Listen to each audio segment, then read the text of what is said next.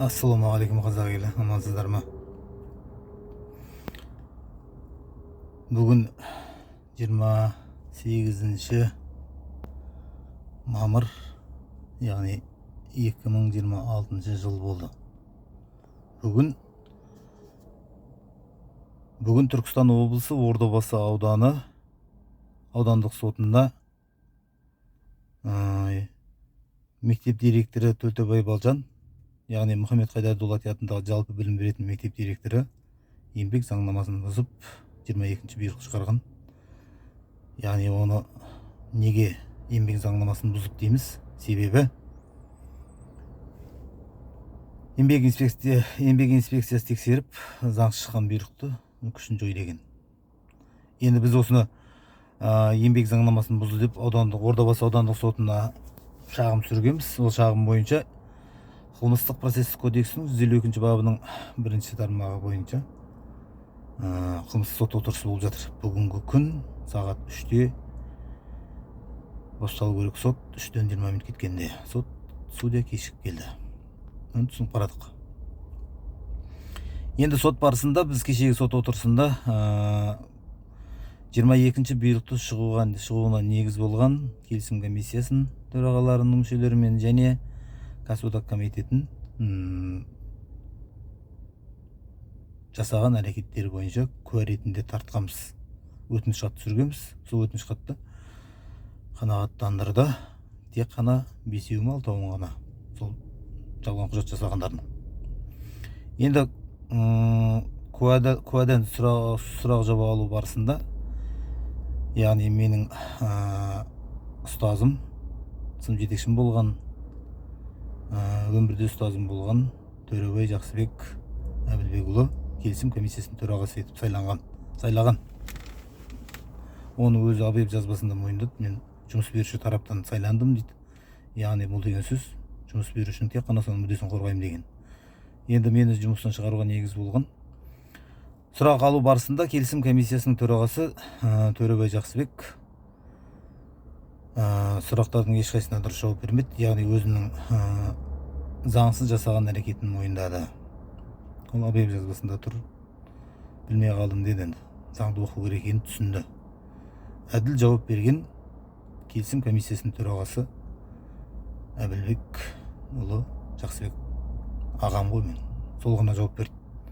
Одан кейін келесі мені жұмыстан шығаруға негіз болған 1-ші желтоқсан 2025 жылы және 18-ші желтоқсан 2025 жылы маған менің тарапыма жалған акт жасаған.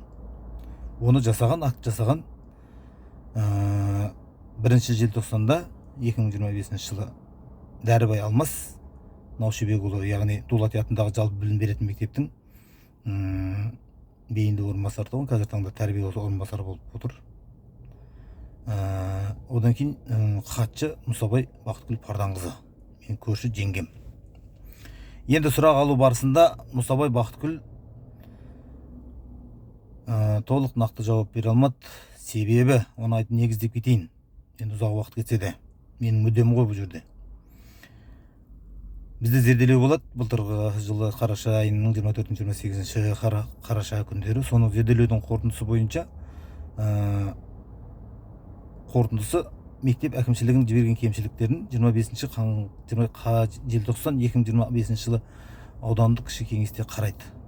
Бірақ жалған деп себебі 1-ші желтоқсан және 18-ші желтоқсан күні осы зерделеудің қорытындысы бойынша маған тәртіп шара қолданады.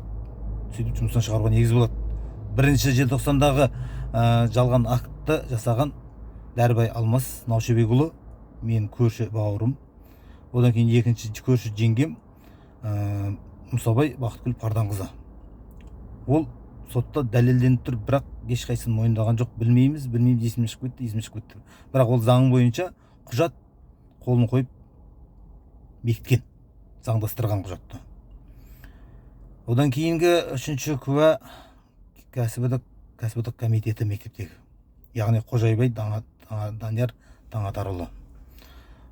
Мектеп директоры Төлтебай Балжан Алтынбекқызы өзінің шығаратын акты, хаттама, яғни акты деген екен болды, бұйрықтар, қандай да бір шығарылған бұйрықтың жобасын, нұсқасын, макетін негізімен бірінші кәсіподақ комитетіне ұсыну керек.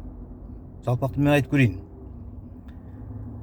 Өзінің шығарған актісінің жобасын, яғни мен Ерімбетовті құртайын деп жатыр едім, бағынбай жатыр, теріс қылық жасаған, мектепке арақ ішіп келген, тағы наша шеккен деген сияқты, бұйрықты бағынбаған деген сияқты теріс қылық жасады деп мен акт жасап қойған едім. Сол актіні заңдастырып жұмыстан құртайын деп жатырмын. Соны сен қарсы боласың ба, болмайсың ба деп Қожайбай Даниярға кәсіподақ комитетіне өзінен беделі тұрған. Неге беделі тұрған дейді? Себебі мектеп директорын тағайындайды, ал кәсіподақты біз сайлаймыз, дауыс беріп, тура президентті сайлағандай. Оның беделі тұрғаны себебі сол. Енді заң бойынша, еңбек кодексі бойынша директор өзінің бұйрығын жобасын печат басып маған өстіп құртайын деп жатырмын, сен не дейсің деп кәсіподақ комитетіне береді ғой. Енді біз сұрақ Данкодан, Данияр ағайдан, Қожайбай Даниярдан сұрақ куә есебінде сұрақ алу барысында біз сұрадық, нақты жауап бере алмады. Себебі оның түсініп қараймын, өйткені мүдделі ғой, тәуелді ғой директорге. Бірақ ары тұр ғой, бұл кісілердің арты, Құдайдың алдында да ары бар шығар. Бірақ барлығы көбісі десек те болады, жалған құжат берді, білмеймін, есімнен шығып кетті деп. Өйткені неге есінен шығып кетеді? 26 наурыз 2026 жылы мен кәсіподақ комитетінің төрағасына Қожайбай Таңатарұлы Даниярға мен өтініш хат бергем. Сізге берді ма директор нұсқасын? Сіз соған жауап бердіңіз деді. Жауап берген жоқ. Қазір мен кімден сұрайшы? Директордан сұрайшы деп. Сол күйінше қалды. Енді қазір сотта да сұраған едік, білмеймін, есіме шығып кетті деп басқа нәрсе айтты да. Сонда бұлардың ешқайсысы барлығы мені құрту үшін жасаған әрекеттер. Енді бұлардың барлығын қылмыстық жауапкершілікке тарту керек. Жасаған әрекеттерінің бойынша. Жалған құжат жасады, ол сот процесі бөлек болады әрқайсысына деп отыр. Кім өкілім айтады, келісім комиссиясына хаттама жасағанға кәсіподақ комитетінің сот процесі бітсін, содан кейін барып екінші рет әрқайсысына бөлек сот процесі жүреді, әкімшілік құқық бұзушылық бойынша. Жеке айыптау шағым бойынша, тура осы 152 баптың екінші тармағы бойынша қылмыс процесі осындай процесс жүру керек. Өйткені ол құжат бойынша нақтыланып тұр. Тек қана олардың жауабы сондай болды.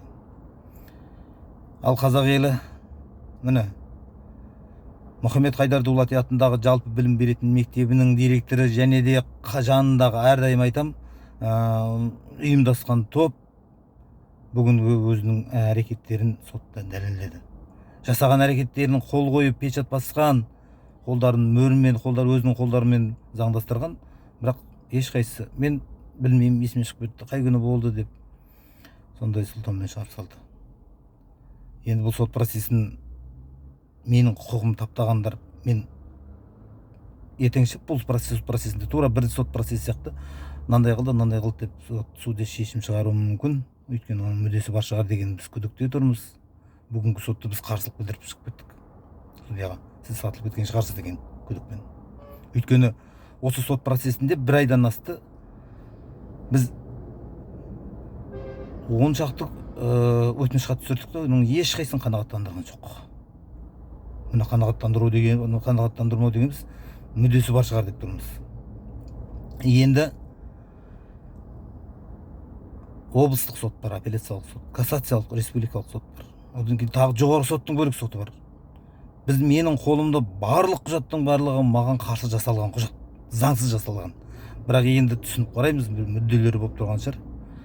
Амал жоқ қой, түсінесің, амал жоқ, түсініп қарауға мәжбүр болсын. Мүдделеріне, бірақ халықаралық сот болады. Әркім өзінің жасаған әрекетіне жауап беру керек. Заңсыз жасады ма, жауап берсін. Қазір мүдделі болып тұрған шығар. Өйткені маған жасалған құжаттың барлығы мүдделі болып тұр. Заңдастырған құжаттарын, жалған жасаған құжаттарын нақтыланды, сонда да сотта мойындамады. Бірақ жалған ақпарат беру үшін қылмыстық жауапқа тартыламын деп қол қойды. Ол апелляциялық сот бар ғой. Бұл жерде бірақ сот, алқа соты болады, кассациялық сот, қанша сот адам қарайды. Бұның барлығы аудио жазбасы бар, видео жазбасы бар, дәлелдері бар өздерінің айтқан сөздеріне. Мақұл, түсініп қараймын. Мектеп директоры Төлтебай Балжанның мүддесін қорғап отыр, қазір бәрі шотын шауып отыр. Бірақ менің де ол бауырларым, көршім түсіндіріп айтып жатыр мен сот процесінде. Сіз біреудің мүддесін қорғаймын деп өзіңіз қылмыстық жауапкершілікке тартылмаңыз деп түсіндіріп айтып. Өйткені заң ешкімді кешірмейді.